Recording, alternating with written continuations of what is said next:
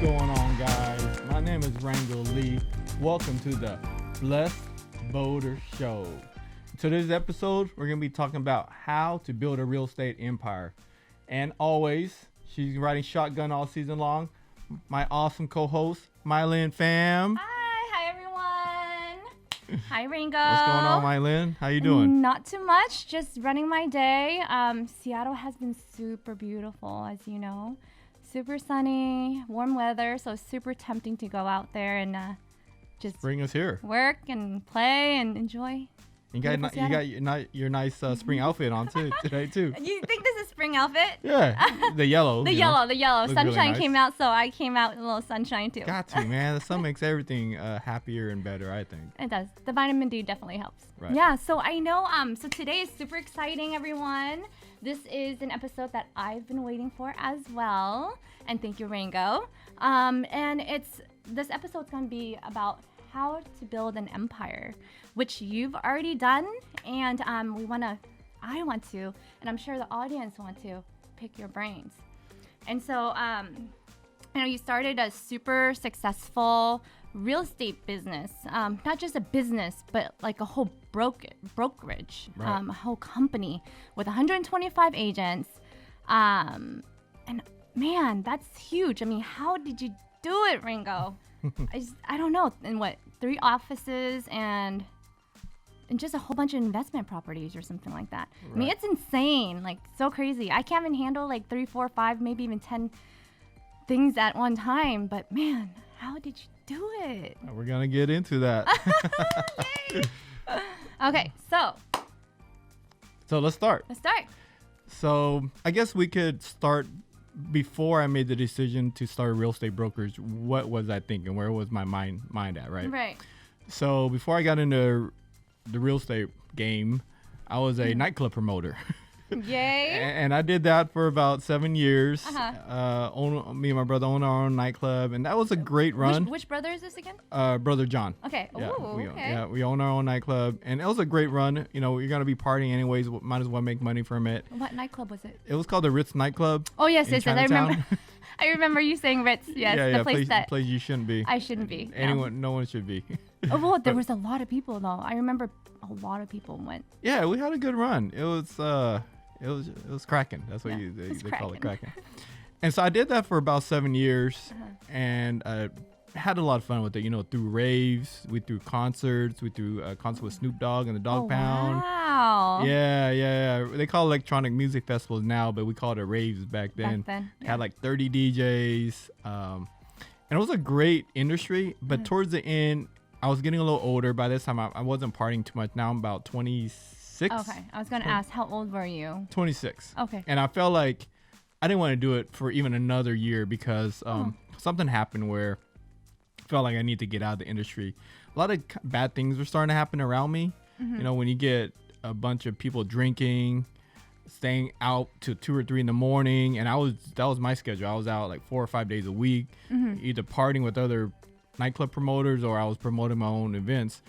And we threw a Halloween party.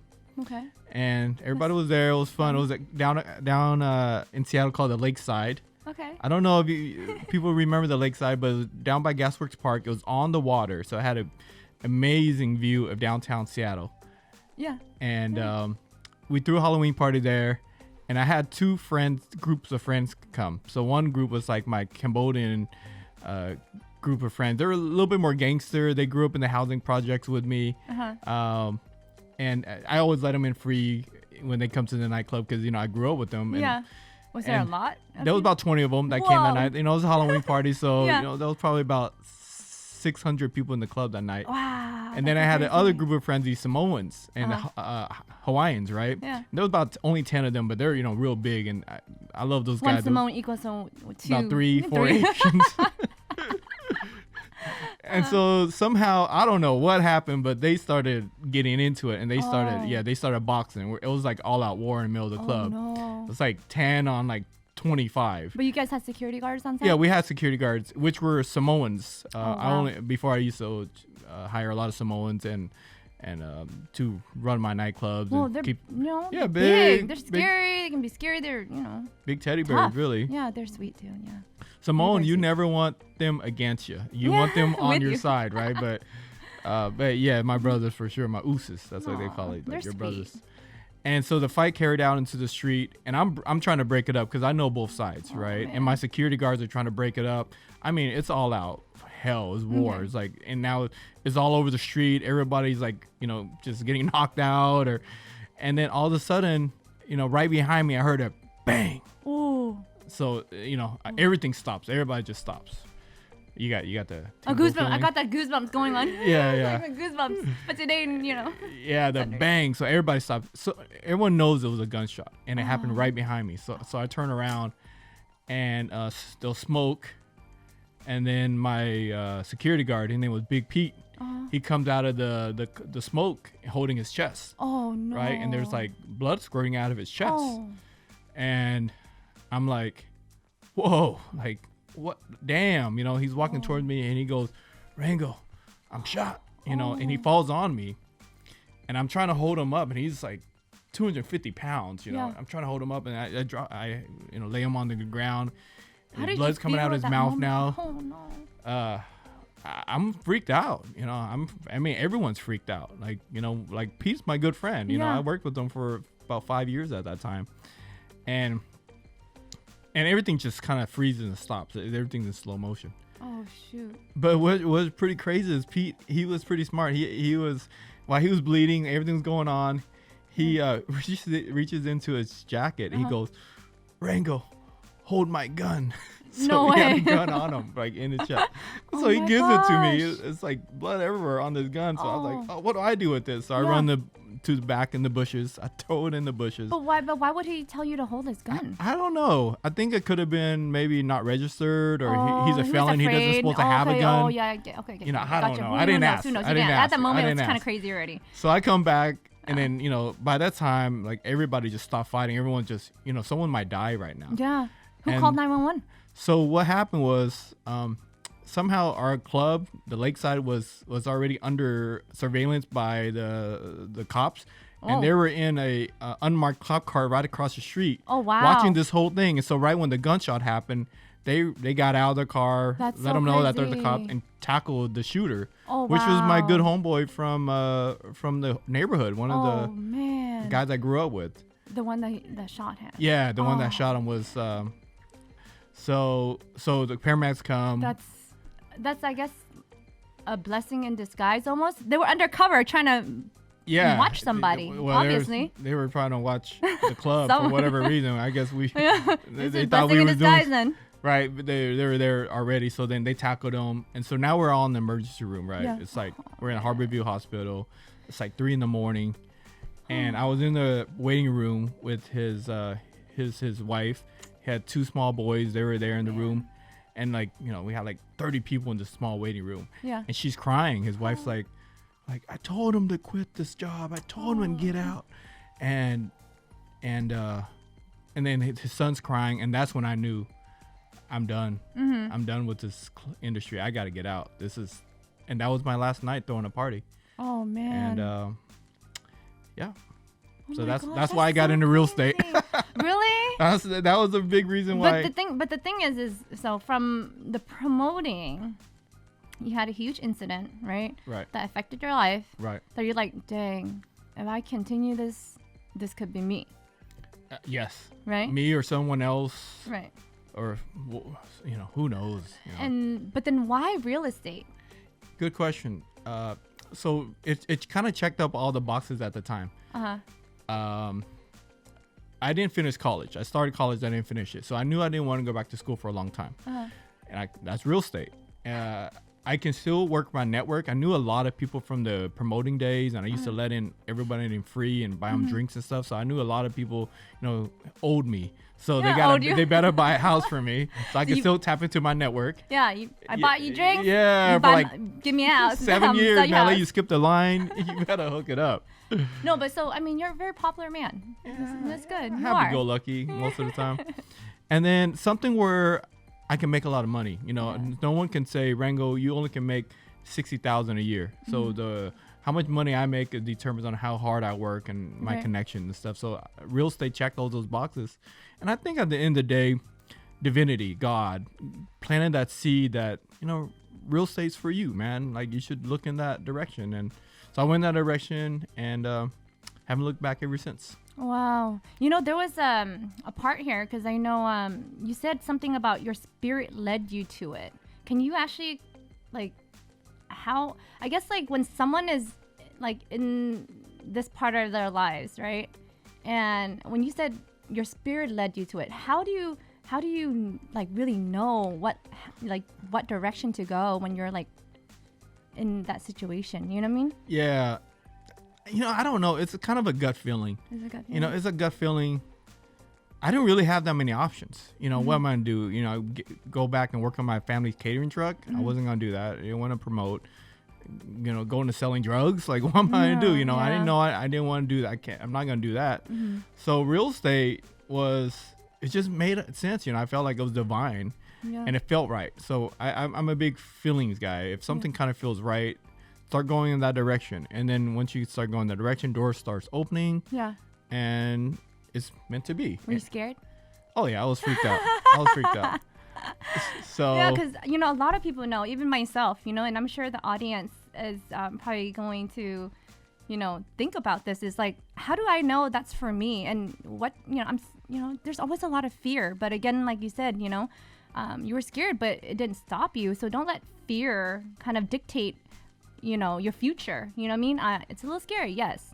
Very. Right? Any new adventure, and that's a really good point, Mylin, is any new job, career, endeavor you're going to start on, there's always fear there because it's the unknown. It's something new.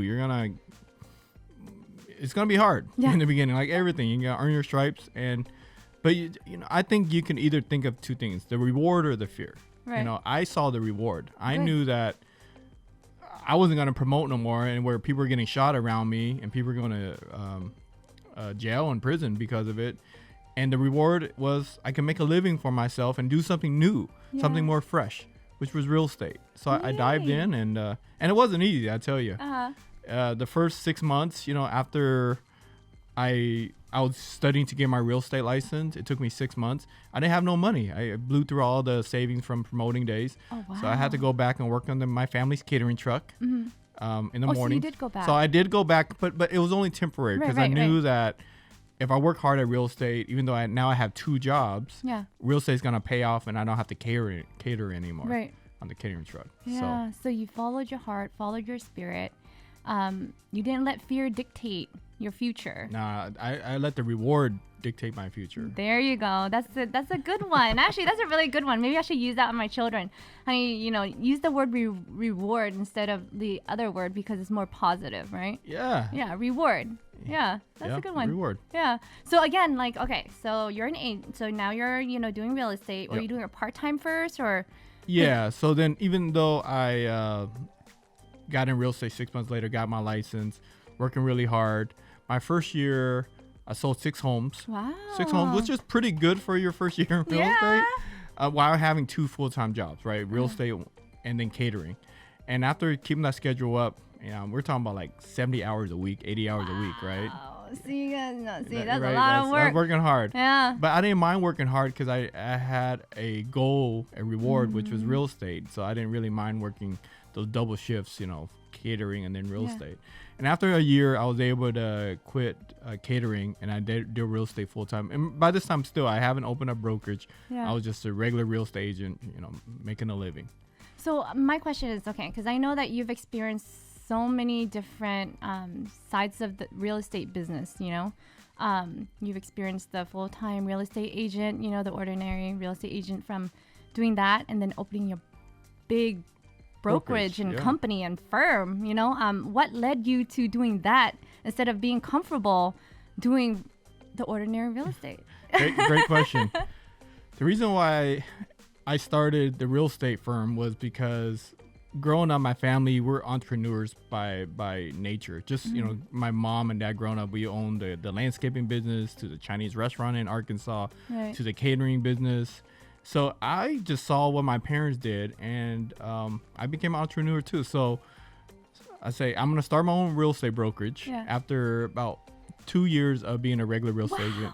After 2 years, after 2 years, said I'm gonna start my own brokerage. That's so crazy. But I think a lot of it was cockiness or like a chip on my shoulder, where I'm said, you know, I know there's other real estate brokerages out there, and a lot of them don't provide training and support, like how I'm not getting no training and support from my brokerage. So I'm gonna start. I'm gonna be the best. I'm gonna be the biggest independent real estate brokerage in the Northwest.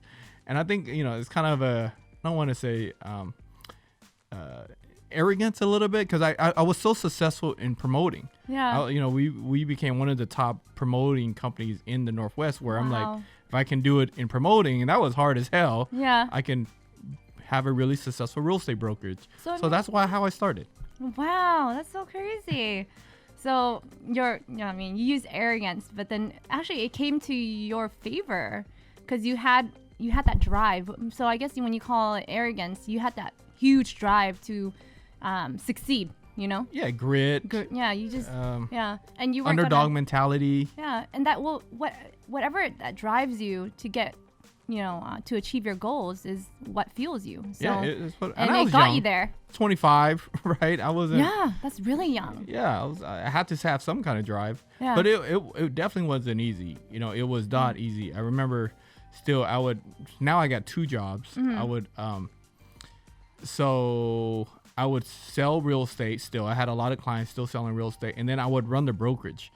And I opened it up at my friend Joe Nguyen Allstate office. Shout out to Joe Nguyen and his hi Joe for letting me start my real estate company in your little the Allstate office in Chinatown. Wow. Okay. Yeah, he didn't charge me rent. We did a trade where I sent him insurance deals. Yeah. Because everyone that buys a house, they need insurance on their house, and he let me stay there rent free. Okay. But after about 3-4 months, I felt bad, so I started giving him a couple $100 a month for this space, so I could start my own real estate brokerage. That's super nice. Yeah, it's fair. Okay, so so getting back on that, so you were a successful real estate agent doing the normal things that real estate agents people do. After 2 years, you're like, hey, I want bigger and better things, which a lot of us, even myself, I'm not gonna lie, I've thought about it, but I'm afraid. You know, there's a fear there, but I'm like, I don't know if I can handle this, right? But what I think a lot of people want to know is, how did you jumpstart this? Like, you know, like people, there's always like books and things that say, okay, this is how you start a business. This is the things that you have to do. So Rango, you've experienced this. So tell me, how did you open a brokerage, and what are the steps to get that got you there? Yeah, great question, Mylin. It was just, I started with hardly anything, you know. I was still living paycheck to paycheck when I was doing real estate deals. I mean, real estate, you know, if you're closing 7 deals a year, you're only making $50,000 a year, right? That's paycheck to paycheck. Right. And it's expensive being a real estate broker, right? Paying the MLS dues, paying your brokerage. The taxes. Oh my gosh, the taxes. Right. Gas money for your car. So then I started it with, like, I think, you know, probably a couple $100 in my bank account and just a dream. Aww. Yeah. And I was like, I'm going to make it happen. I'm going to work my way up and make it happen. And it was hard as hell, right? The first 3 years were open. You know, I mean, I had 2 full-time jobs. I had no staff member. I was the guy wearing all the hats, right? I was the secretary. I was the person recruiting. Man. I was a bookkeeper. I was a trainer because I had no budget. Yeah. And I think, you know, one thing I regret that I could have grew a lot faster, was that I wish I could have had maybe 100,000, 50,000 even to begin with, and some experience. I would have grew a lot faster. I would have hired a recruiter. I would have hired a good bookkeeper. But that costs money. But all that cost money. I didn't have money at the time, right? Because I'm starting a company from the ground up. And I wish I would have also had maybe a year experience working for someone else that was running a successful real estate brokerage. So would you recommend that for someone who's thinking about it? Okay. Yeah. If you're planning to start a real estate brokerage or any kind of business, I highly suggest you work in that industry for at least 6 months, a year, 2 years, intern, you know, where you're just learning and you're not getting paid. And at least have a budget to start off with, 50, 100,000 or something. It's just a lot easier. Maybe get a loan from a bank or something. But I didn't do that. Would you consider like building a team first, like, you know, and having all that in place? Because I know with, you know, you were wearing all the hats. I was wearing all the hats. I totally understand that. Burn myself out every day. I know. And entrepreneurs understand that, like that. So people that don't grind. understand, like, it's when you're an entrepreneur, when you own your own business, there is no clock. You just run. You don't think about, you know, it's 12 o'clock, or, oh, I'm already done with my 8-hour shift. It doesn't stop. It stops when the job is done. Yeah, when the job is done, and then when the job is done, you're marketing, you know, you're trying to build, right? So I don't really think it ever stops. Right, yeah. Uh-huh. So, yeah, you're right. So, okay. After a couple years of doing that, being in the middle, I was up to like 15 agents, right? Yay! That I recruited. Woohoo, 15 agents, you know, making about 10 or 10, 15, 20% splits off them. Yeah. So what that means is if I get 20%, that means when they close the deal, the check is $10,000. That agent made $10,000, for example. I would get 20% of it because I'm on a 20%, so that and they get to keep 80% because they're on an 80% split. So are you really keeping 20% because you have to pay all those other fees? Oh yeah, I mean that's just so gross, but I'm not Yeah. netting that, right? Yeah. There's more overhead. So, but after that, I was up to 15 agents, and I was really spread out. Then I was having 2 full-time jobs, running the brokerage and being a real estate agent. Yay. And they call it in real estate. They call it when you run a real estate brokerage. It's called no man's land. So you have to get to 50 agents for that brokerage to be successful. Oh 50. really? Yeah, 50. It's called no man's land. Why It's do they where a call lot it of that? people, a lot of brokerage owners try to cross that line, Oh. and they don't make it to 50 because at 50 you have a lot of agents making money, so you could quit your other job, Like, and you could take care of yourself from the income off of 50 agents. oh, I didn't know that. Yeah, and I was at 15 at the time. I'm trying to get to 50, but 50. it was so hard, so I was gonna quit. Oh right? no! Where was I? I'm No, kidding, you- Where did I come You along? was in dental school at the time, like shaving Probably. someone's teeth or something. I don't know. Saving someone's seed. Cleaning Yeah. someone's teeth. Yes, I'm trying to save it. Right, save someone's teeth. Good, good. Yeah. And then so you're at 15, and then you were gonna quit. I was gonna quit. It was too hard. You know, I've been struggling now for 3 years. The dream of owning a brokerage wasn't that sexy anymore. I was barely making any money from the running the brokerage because you got 15 agents. Only maybe 3 or 4 are closing a deal that month. Yeah. I get 20% of that. But then I have this big overhead of now I moved into a nicer office. By this time I hired on one office secretary, stuff like that. So I was gonna quit because it wasn't worth it. Yeah. So I was gonna just sell real estate and close down the brokerage. So during that time with 15 agents, how much were you netting, or Uh, gross net? Just I to think know. I was making.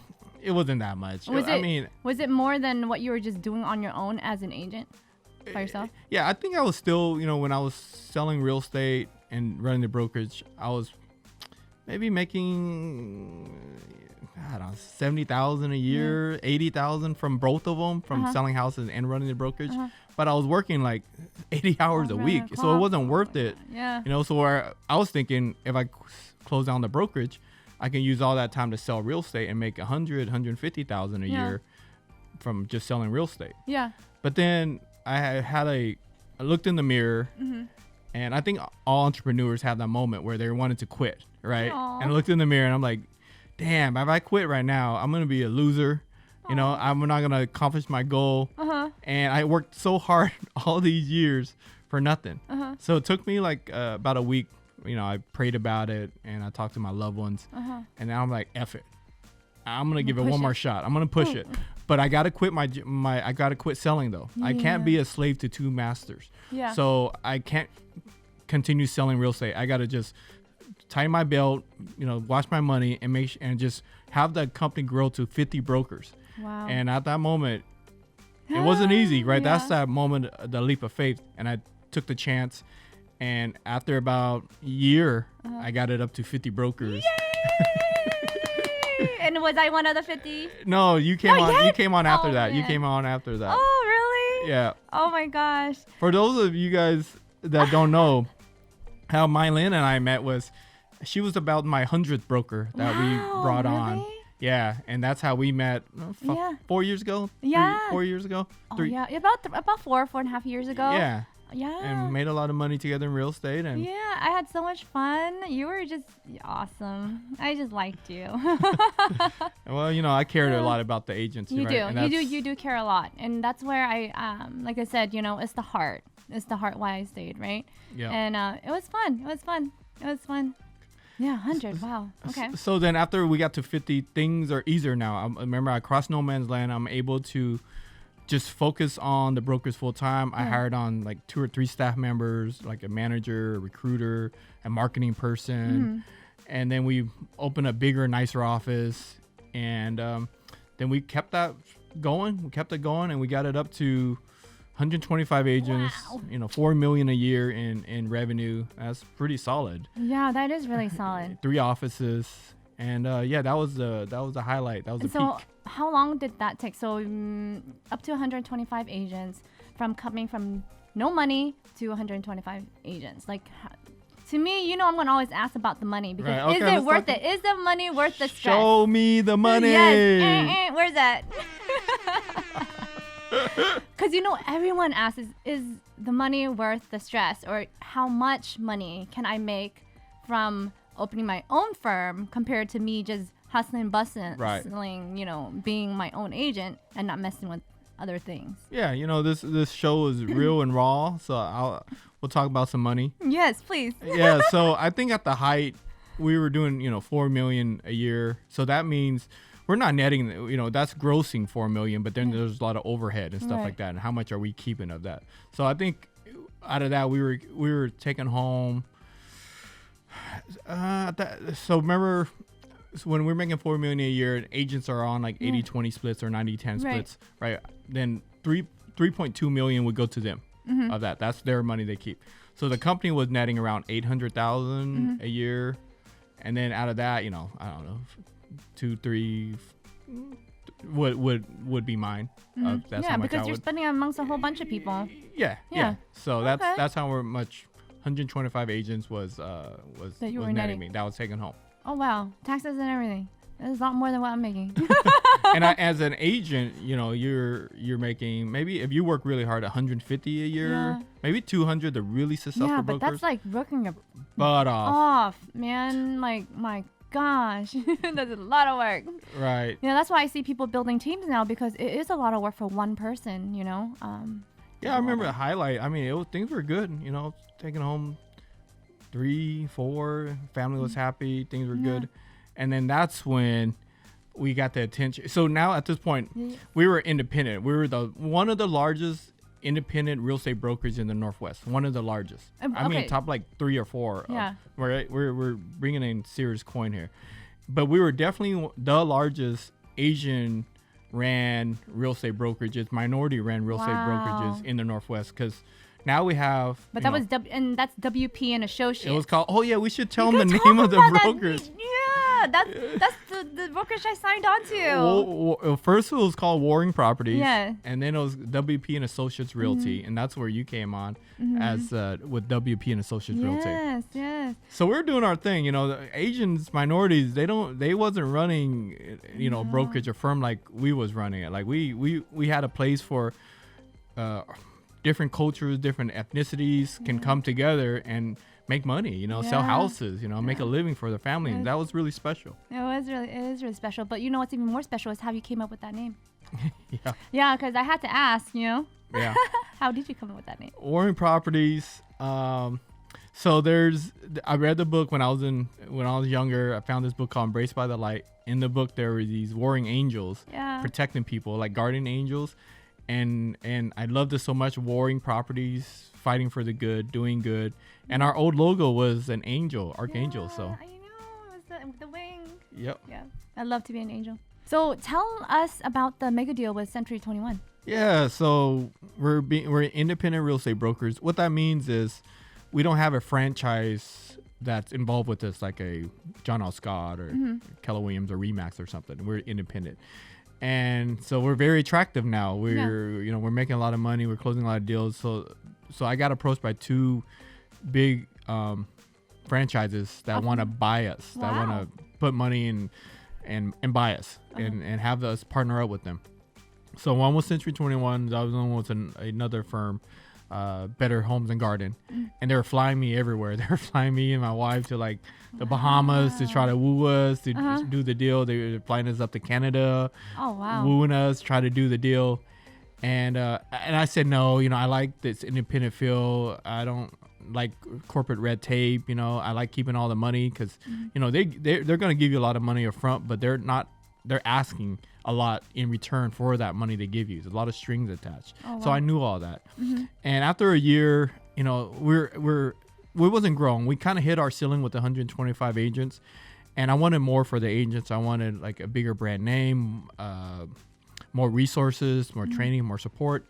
So they gave me a deal I couldn't refuse, and with the promise with a lot of growth for the company and the agents, and I signed the deal and we got it done. Oh, wow. Yep. Good job. So there was that light that you reached at the end of the tunnel. Yeah. It was everybody's their dream that was their big payday that they worked so hard to get to. And I got there. Now, I still own the company now. Yeah. But we just took on a partner and we started the process. So I'm so glad that Rango that looked inside the mirror did not give up. He self-talked to himself and he kept pushing forward to what he wanted.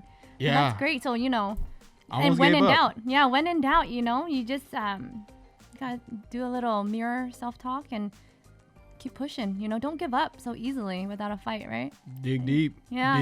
Dig deep. Okay. And you get the reward at the end, Well, the thing is, you had more. You had other things that was going on for you, and I want to know, and I'm sure the audience wants to know, what was those other projects you were working on? You weren't just working on a company and building it. Yeah. So when you're in real estate as an agent or an owner, you get other real estate opportunities. So I remember, my biggest lessons are the ones I lost on, right? So I remember when I first got into real estate, I had like $50,000 in the bank account. I was starting to make some money, and so my buddy wanted to build a house. So we were like, yeah, let's build a house from scratch. It was over on Lake Taps. If you guys know, Lake Taps is in Washington. Beautiful lake. Beautiful. And so we said, yeah, let's throw in your 50, I'll throw in my 50. We'll build this house from scratch and we'll sell it for like $800,000. And this was when I was like 28, 29. Wow. And I didn't know what I was doing. I was following his lead. I knew enough about it. And we started in 2017. 2018 happened, started in 2007 and 2008 happened. That was the crash. Yeah. The Great Recession of our lifetime. And I lost everything. Right in the middle of our project, the recession happened and I lost everything. But I learned a whole damn lot about what not to do, which is... What not to do? Tell us. Watch out for market cycles. Yeah. So at the time, real estate was really hot. And everyone's getting these loans for interest only arms and zero down and stated income loans where anyone can buy a house. And it was just the market couldn't sustain it. The U.S. economy couldn't sustain it. So the crash, so I lost everything.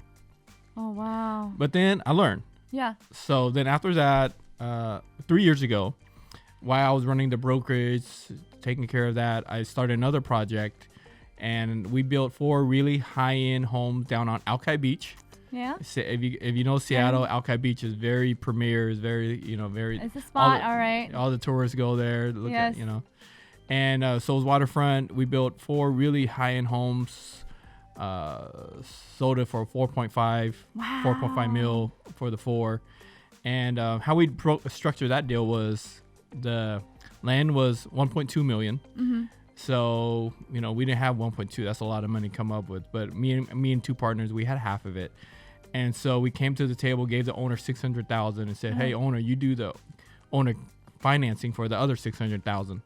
So they said, "Yeah, we'll do the owner financing on the other $600,000." So they signed the property over to us. So 2 abandoned houses. Yeah. And then after a year, we were drawing architectural plan drawings, and then we got a loan done. We got a loan from the bank once we got our permits in hand, and we was able to pay off the owner the $600,000. Now we own it outright, and then we spent like 1.3 mil on construction, and so we're all in about 3.5 million, and we sold them for about 4.5. Wow! So it was 3 of us within a year. Well, the project was once we built it and sold it, it was a year. But to plan and feasibility, architecture drawing, permitting, that took about a year and a half. Oh, okay. So yeah, that was another exciting project we did. That's a lot of money at the end, even though, to gain. And, you came from a $50,000, $70,000 a year, and then look at what it is now. You know what I mean? That's so, all the hard work really pays off. Yeah, it was blessed. And it was hard as hell. Like, don't get me wrong. It wasn't like what I just explained was an easy process. I was running the brokerage, right? I was starting on this project. And a big project like this is a career in itself to run something like this. You have so many pieces, so much money involved, so much everything. And I mean, I burnt myself out. Like I if I can do it again, I wouldn't have started the project because I wasn't running the brokerage as well as I needed to because you were spreading yourself too thin, juggling too much. Yeah. So what I'm taking from this is that you would, if you're going to take on a huge project, don't take on too many projects at one time. Yeah. Because you can really burn yourself out.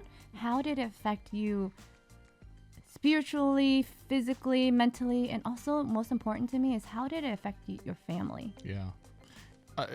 Everyone has to give. You have to give and take. So my home life was suffering because I had like 2 full-time jobs. I'm building this building over here, and then I'm running the brokerage. 125 agents. So it was very stressful to keep all those balls in the air. And eventually, but we got it done, and we was able to sell the building, and now I could focus on the brokerage. So it was cool. It was. It's cool. You made it sound cool now. It's cool. but I'm glad it happened because now I have that skill. Remember, I redeemed myself from building that house on Lake Terrace and losing everything, and then trying again, not giving up, and using the mistakes and everything I learned to build the project. And if you're ever down on Alki, it's on the building's on Harbor Avenue in Maryland. So Harbor Avenue is where Salty's at, and Maryland Avenue. You see this beautiful building there. This white, 4 stories. It's just amazing. So I always drive by it and take a lot of pleasure in seeing it. Yeah. Oh wow. Well, I mean, I kind of want to do kind of like a few questions for you because I know I wrote down a lot of things to ask, but I think we kind of covered a lot of it. But there are certain things that I want to know as an agent. Sure. And so let me just see here. What did I write? And what did you already covered? Well, I mean, the goods and the bads. Everyone wants to know about the goods and the bads, right? Yeah. Yes, it's good when it's good, but what are the bads too? I want to know. Yeah, the hardest thing about running the brokerage and starting from scratch was just time. I didn't have enough time to do everything, and one thing that hurt me a lot was when a good agent left. Because you build these agents up, they work with you for a couple years. You have them become like mega real estate agents, like super successful. They're like family to you. And then after 2 or 3 years, they leave for another brokerage for whatever reason. And I thought that was the hardest part of running the brokerage because I felt like a part of me, like my baby. I trained them up, coached them up, and now they're leaving daddy. And that I remember sometimes I'll be depressed for like a week. Really? Yeah, it really hurt me. Like it was maybe I got abandonment issues or something. Yeah, I mean, I can kind of tell. It's like you said you're a baby leaving you, and or like even feeling disappointed a little bit. Like, did I do something wrong? Right. That was the hardest part of running the brokerage. Oh, you're emotionally invested. And not having that's one, and then not having enough money. As in like, I want to grow. I want the company to grow. And I don't got enough money to like start like a lead generating program for my agents because I was independent. I was wearing all those hats and I just didn't have enough money. So I had to like, scrape together enough money to pay the bills to run the brokerage. Would you do anything different now that all the things that you've done and now that with all the knowledge that you have, would you have done anything different? Yeah. Like I would have probably, now I know about like private funding and like investors and stuff. I would have went and found an investor, said, hey, let's start this real estate firm. It's gonna cost us $200,000. Here's my 200. Here's your 200. and then we're gonna make this much every month, and we're gonna hire like infrastructure, like a recruiter and a manager and a marketing person. So basically creating that foundation. So I instead of, it took me about 7 years to get here. I think we could have got here in like 3 years if I would have had funding and the structure. But I didn't, because I just said I'm starting, and I just ran with it. Ooh, so with all that being said, I mean, we can talk a lot about this and a lot of the details and stuff. But again, like, I know you're in a different part of your life now. Right. So with the whole empire that you built, tell us what's the change. I mean, why? Yeah, I kind of feel a little bit embarrassed, shy about when you say like I say building a real estate empire. Yeah. Like I feel like when you start comparing yourself to other people, like I don't know, Donald Trump or something. He has a really amazing real estate empire. I don't know, and then like other people that have really big, like Paul Allen or something, right? Like those are empires. For me, considering where I came from, and the hand I was dealt, and just coming from like the gutter, it is pretty amazing. I came really far with what I was able to build. And for all the entrepreneurs out there, people that are working at 9 to 5, that want more, like 9 to 5 is going to be okay. He's going to pay the bills. You'll make 50, 75,000, even 100,000 a year, but you will never make that 300,000 or that $1 million a year. You have to start a business by doing that. So I mean, you're saying basically what you're saying, a 9 to 5 job, that's a great career. Don't get us wrong, or don't get me wrong. Right. Entrepreneurship is not for everyone either. Nope. So you will know yourself inside what is good for you and what is the best option for you, right? But for those who are very entrepreneur-ish, there is no limit. The sky, there's no limit to what you can do and what you can achieve. Well, some people, they have families, right? They have kids to feed, they have bills to pay, and it's hard to start a business when you have these. I was able to start it when I was single. I didn't have kids. I didn't have a wife, and I was able to take a chance. And some months I'll make no money and eat freaking rice and soy sauce, right? A cup of noodle. But for that dream, and I think a lot of entrepreneurs out there can relate to that. Yeah. And if you're an entrepreneur out there and you're in the suck, you're things are hard, things are tight, just maybe dig a little deeper. Don't give up. Your time will come. It will come. Don't give up though. If you follow your passion.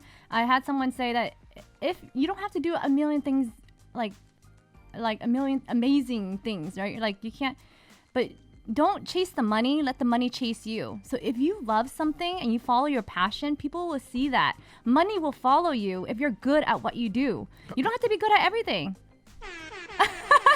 Damn, we could stop the show right there. That's true. I forgot to follow your passion, things you enjoy doing most of the time. Yes. Money will come, right? It will come.